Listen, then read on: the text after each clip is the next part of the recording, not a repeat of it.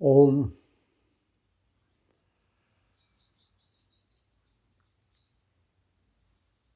आज ये थोड़ा चर्चा करने के विचार से अपने बैठे हैं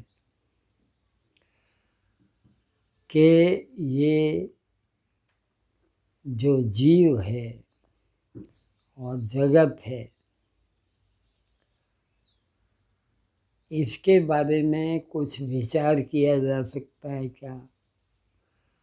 अथवा ये जो जीवन आदमी का बीत रहा है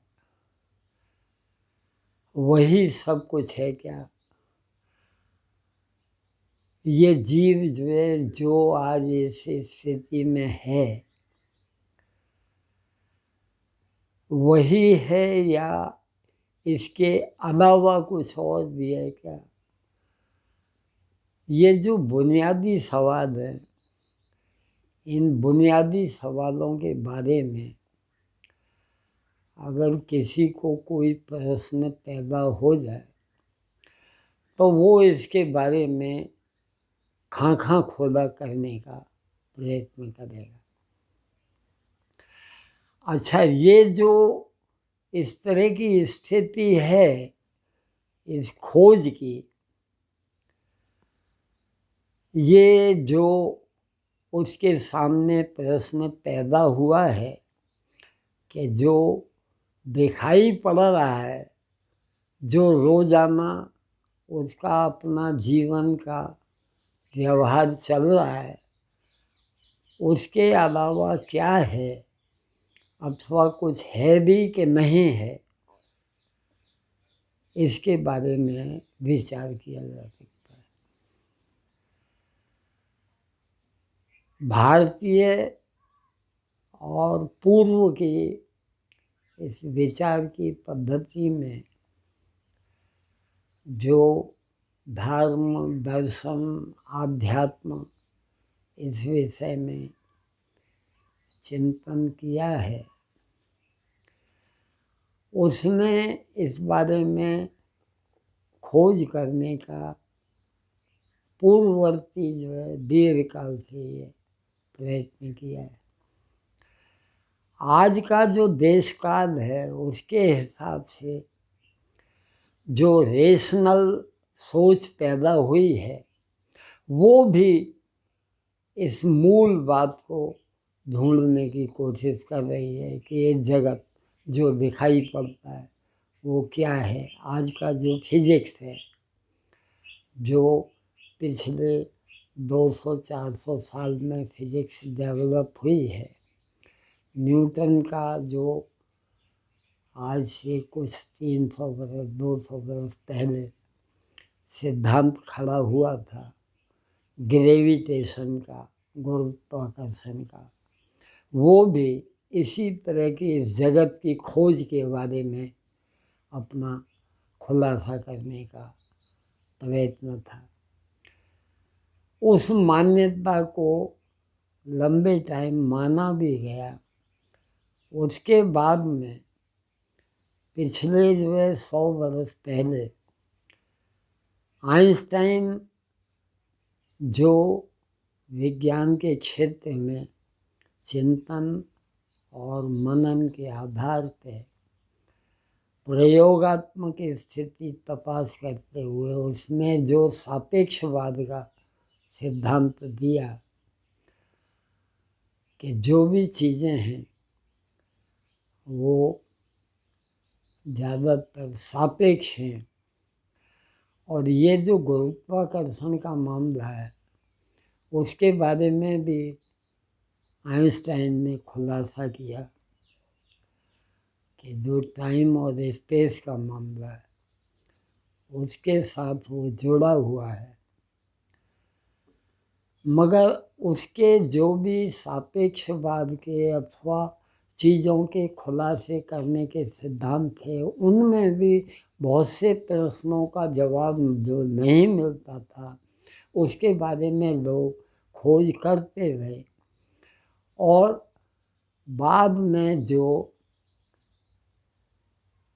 इलेक्ट्रॉन, प्रोटॉन और न्यूट्रॉन की स्थिति थी उससे भी छोटा कोई पार्टिकल जैसा हो सकता है, उसका बंधन हो सकता है, उसके बारे में खोज चली।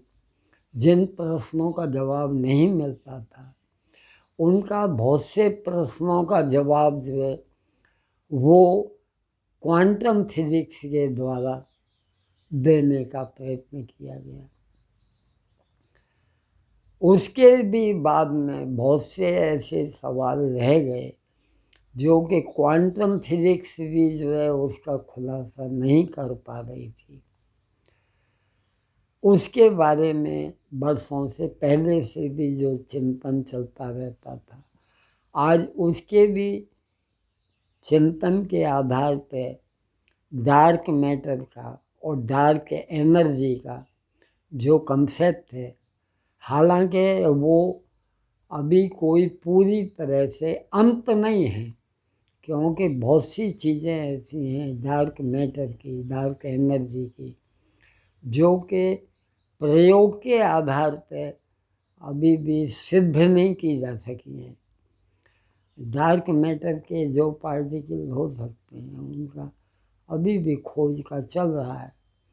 तो कहने का मतलब ये है कि सत्य की जो खोज है, पूर्व के दर्शनों में जो भारतीय दर्शन थे उन्होंने जो खोज की आध्यात्म के आधार पर, धर्म के आधार पर, चिंतन के आधार पर, मनन के आधार पर, वो भी एक दिशा है। विज्ञान की खोज है, वो भी एक दिशा है।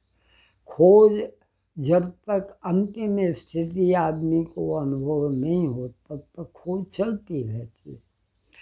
तो आज यही हम लोग विचार करने को बैठे हैं कि ये जीव और जगत जो दिखाई पड़ता है, हमारा व्यवहार इस जीव और जगत में ही चल रहा है। जगत और कुछ नहीं है, प्राणी हैं और पदार्थ हैं, जीव हैं और जगत है।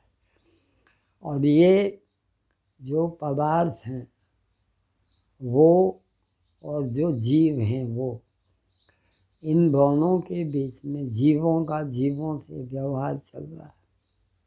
जीवों का पदार्थों के साथ संबंध आता है, पदार्थों के साथ व्यवहार चल रहा है। और इस व्यवहार की जो है स्थिति के आधार पर आदमी का जो अस्तित्व है वो किस तरह से काम करता है, इसकी खोज में लोग लगे हुए हैं, आज भी करते रहते हैं।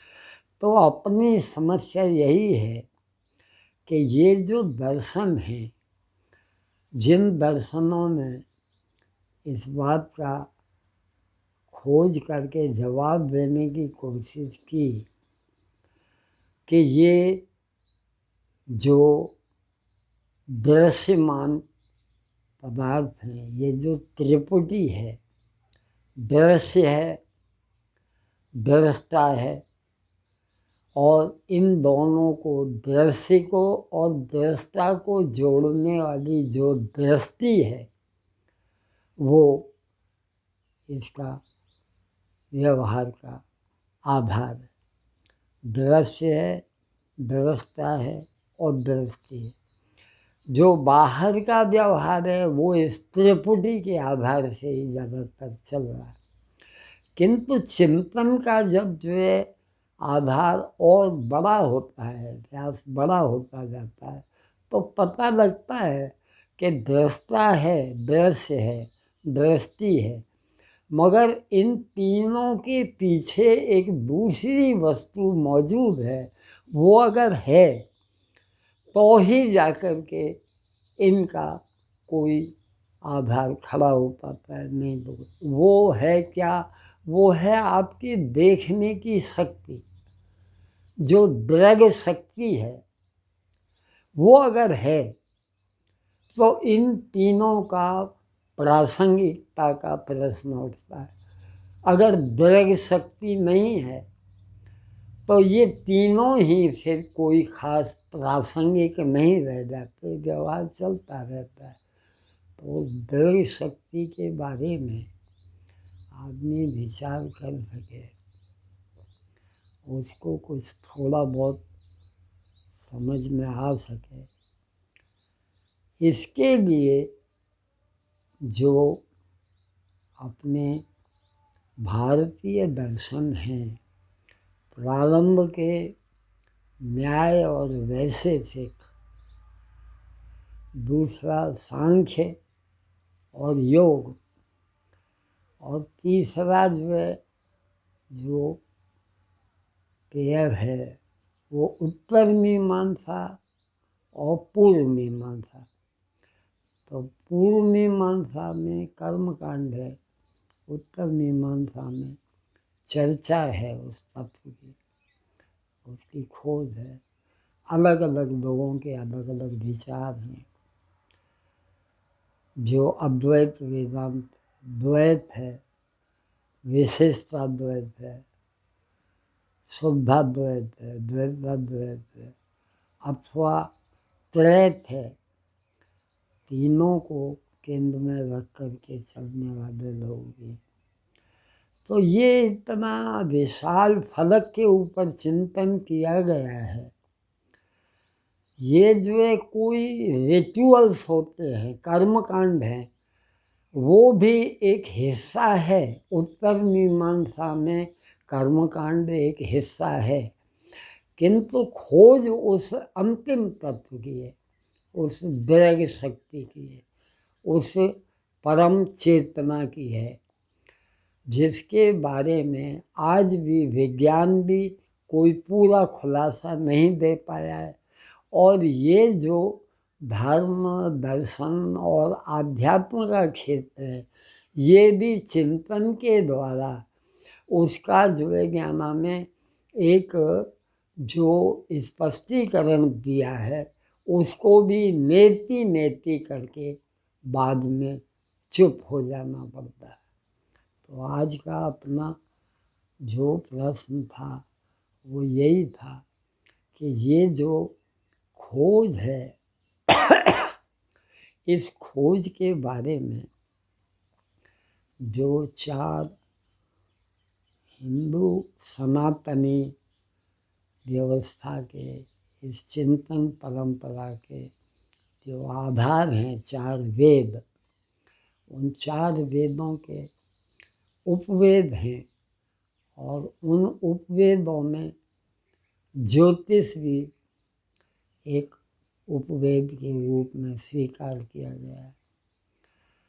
जो खोज है वो हमें इस बात की ओर आगे ले जाती है कि आपके चिंतन का बिंदु कहीं से भी हो सकता है, किंतु वो आपको उस स्थिति तक ले जा सकता है।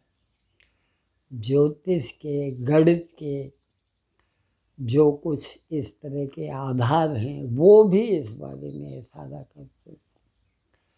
तो कहने का मतलब ये है कि हम लोग इस चिंतन की जो आज आधारशिला रखने का प्रयत्न कर रहे हैं, इसको धीरे धीरे हम रोजाना थोड़ा थोड़ा आगे बढ़ा सकें। जिसको भी जो कुछ भी इस तरह का विचार सूझा हो, समझ में आया हो, वो उस अपने समझे हुए, विचार किए हुए परिपाक को औरों के उपयोग के लिए भी अपना सामने रख जाए। तो वो ज़रूरी नहीं है कि उसका क्या उपयोग होगा, क्या नहीं होगा, किंतु कभी कोई खोज करने वाले के नज़र में वो बात आवे तो वो उसको भी विचार कर सके, देख सके, क्योंकि सत्य तो सब जगह पे मौजूद है। सत्य जो है वो जो आइंस्टाइन सापेक्षवाद की बात करता है, वही जो है एक प्रकार का दर्शन में जो वेदांत है, उसमें अजातवाद का सिद्धांत है। अजातवाद जो है लगभग जो है सापेक्षवाद की तरह से ही वो चिंतन के द्वारा सिद्ध हो पाता है। तो मूल कहने का मतलब ये है कि आज ये हम लोगों ने प्रारंभ किया है। धीरे धीरे प्रयत्न करेंगे कि जो अपने चिंतन में आया हो उसका थोड़ा थोड़ा खुलासा रोजाना होता रहे। आज के लिए बस इतना ही।